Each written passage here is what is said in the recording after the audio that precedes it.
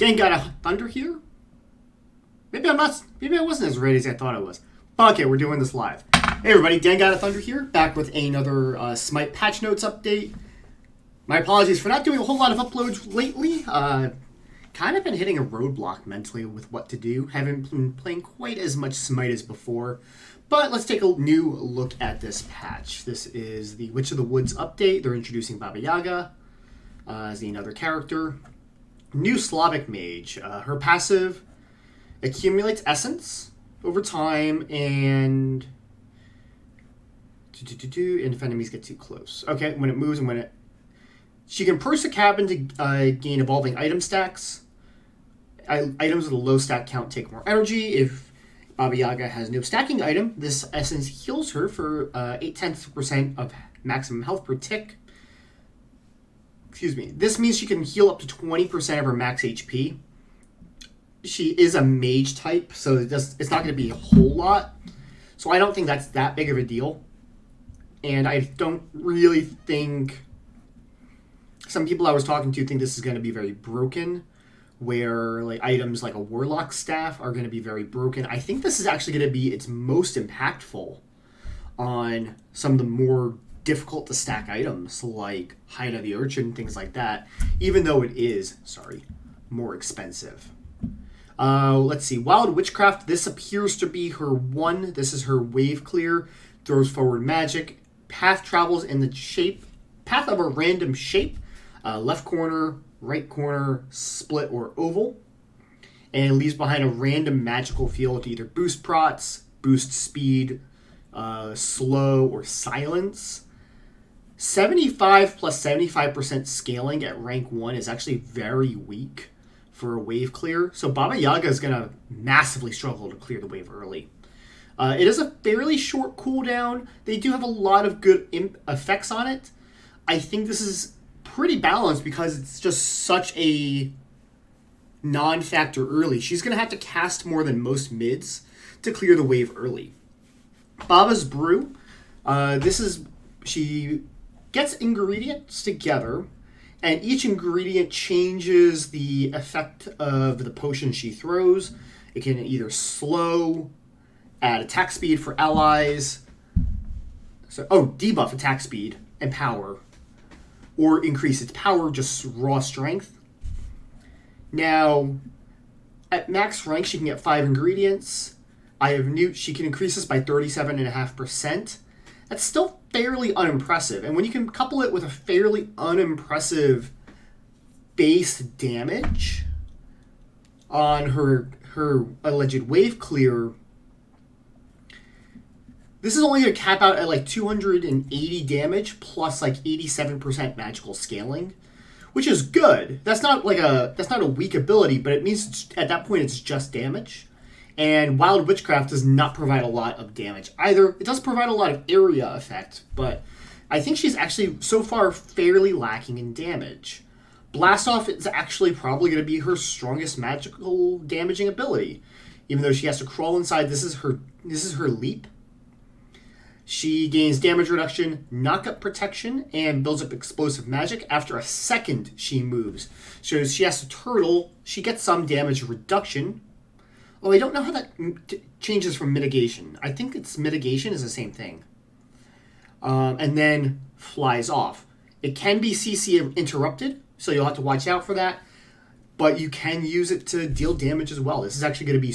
This is stronger, for the most part, than Wild Witchcraft. And unless you dedicate a lot of damage into Baba's Brew... Also, Baba's Brew occupies a consumable slot. So if you're like building with like a chalice and wards, you can't do that with her. So just as a note, this is her best damaging ability, but it's also her only form of escape. And her ultimate throws down a lot of damage from what we were seeing on the video. She gets into her cabin, she gets a bit of a shield, and she basically can throw bolts and does damage over time. If she lands all of this, this does tons of damage. So she has good objective secure, but you're never going to land all 4 bursts, burn, and land on them with the house. You're just not. In late game, 420 health for Baba Yaga. She's a mage. I don't think that's going to be that effective. So, if anything, my impression off of her kit is that she's this utility mage player. I think she's going to compete for space with like the likes of a Baron Samedi or Shunga. She might find a home in solo. I think she's going to have relatively low damage for mid lane, but she's going to have a lot of control elements to her game. So, if you're going to play with her, I think you're going to find she's going to be fairly underwhelming until you compare her with team comps like with an Artemis and a Mercury or Kali in the jungle. Artemis, obviously, or Rom in carry. I'm not stupid. But she needs a higher damage jungle or even more damage coming out of solo. Like a Thanatos or a Thor solo laner who can apply more damage. Because she's not bringing that from that mid lane position. Think a little bit more like a defensive-minded Hell player. That's what I would compare Baba Yaga to. New skins, there is 1, 2, 3, 4, 5. I'm not counting these. 6. Only 6 on that. Wow, I'm actually very surprised. That's a lot of restraint out of them to only have 6 new skins. Let's see. Clans have been disabled because of the coronavirus. Oh, my video got demonetized. Whatever. I don't get any money off of this anyway. Not at 1,000 subscribers. Remember, hit the subscribe button. It really helps out the channel. Also, watch other videos because it's hours watched and subscriber count that matters. Let's see. Customer support. Increased response to hate speech and real-life threats. Good. Hopefully that doesn't count just being an asshole like me. Automated detection of AFK and inting. Oh, sorry, I'm still going to just not play and loot, worsen my KDA when people are shitheads and not playing and actually sign out. Let's see. Balance live. Pro hasn't started. Invader's Curse. So this is speed and back Harpy Camp. So this is the jungle side. This is speed buff side, okay. Lasts for 1 minute. I think. This might be the other one too. Lasts for 1 minute, and it makes it 30% reduced healing, movement speed, and attack speed. So you can still invade after the first minute of the game. I don't think that's a big deal. I think that it's encouraging people to not start in the other team's jungle, which is good. It still is not going to deter people from going into the jungle after the first minute. If they make it longer than 1 minute, I'm not going to like this. Or if they expand out the area, I'm not going to like this. I think invading needs to be a part of the game. It just needs to be...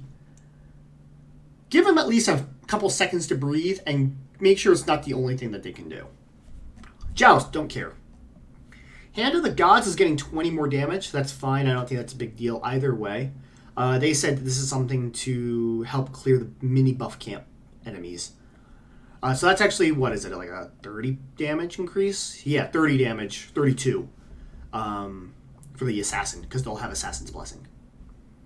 Heartseeker, it's going to do less damage off of subsequent hits from the passive on the same target. So if you use multiple hits, you're going to wind up losing, I think, like 1 to 1.5% of the target's maximum HP, if my memory serves.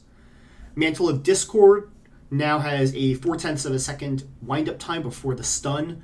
Not a big deal in most of your games. Just, like I said, if you're really good, like the pro levels, it's going to matter. Ring of Hecate, it's going to get the lifesteal all the time pretty much now, and 100 gold cheaper. Nothing too big. I don't think any of these are that big of a deal. I think the Heartseeker's a good nerf. Hand of the Gods isn't going to matter. Mantle of Discord absolutely won't matter for like 95% of us.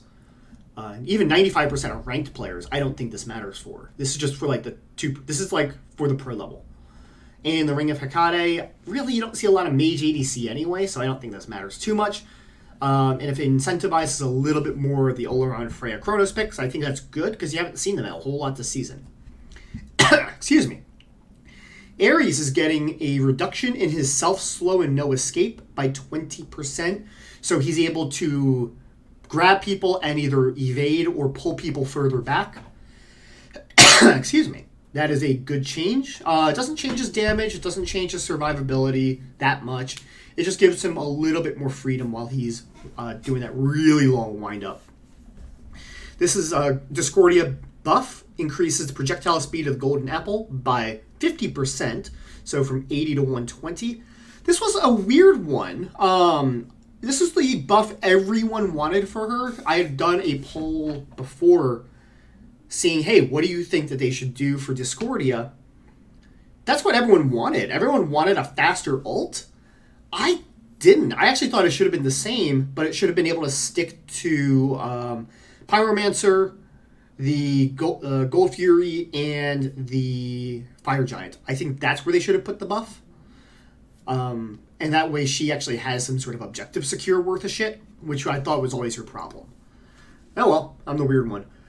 Fracture is now getting reduced cooldown, which is good. That's his primary solo lockdown.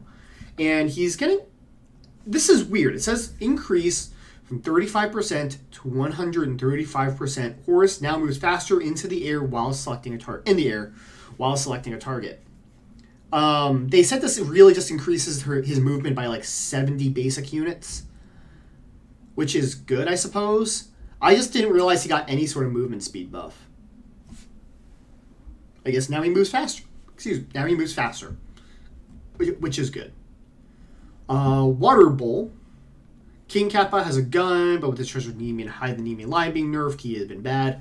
Skuzumbo is just a bad design, and he shouldn't be buffed. Nene Kappa can now spawn multiple Nenes.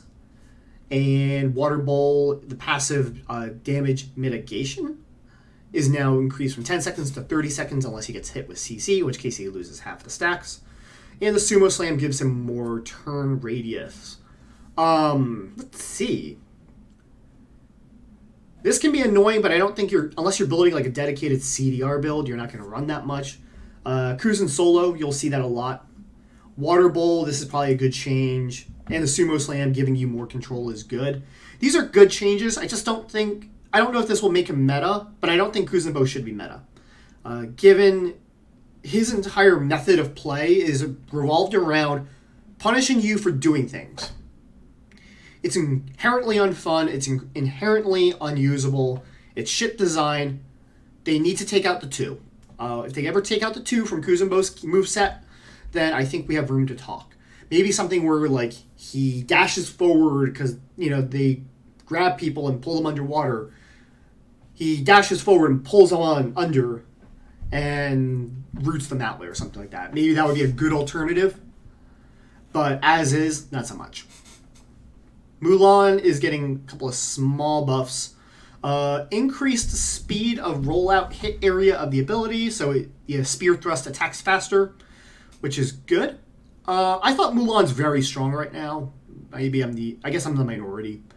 And their ultimate, while firing, Mulan's protections are increased by 30%. The problem is they advertise this as being a buff to solo tanky Mulan. It's not. If you're already very tanky, protections have diminishing returns.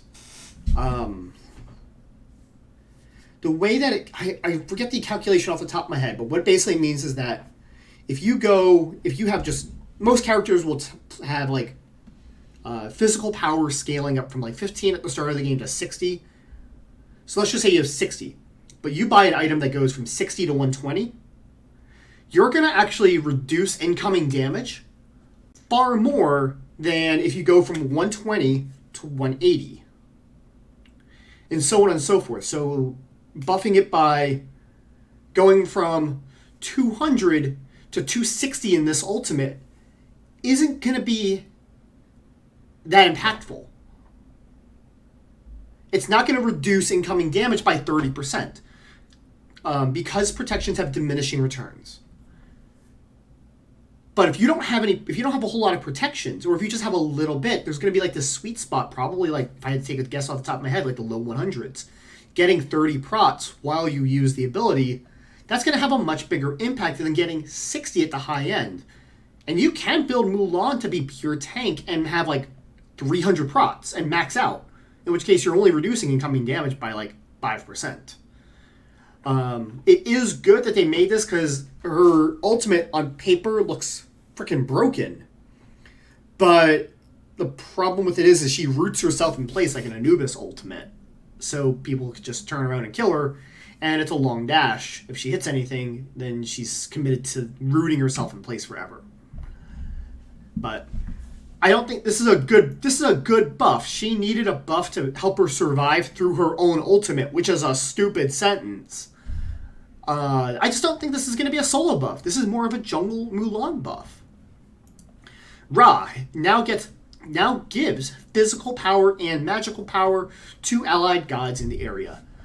Gives him more utility, gives him more aggressive utility. I like the change. Will it make Ra meta? Probably not. Scylla can now... There should be another patch to this. I thought there was going to be another patch.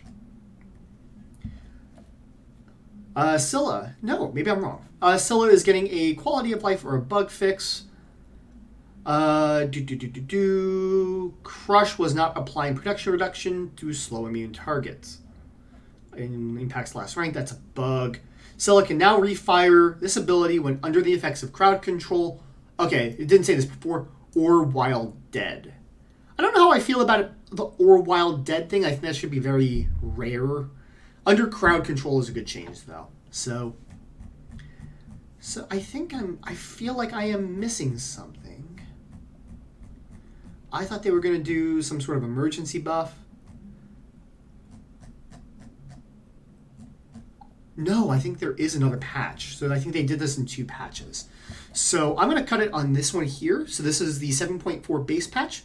Thank you guys for watching. Take care. I will catch you all next time. And you'll probably have already seen the upload for the emergency patch. Take care.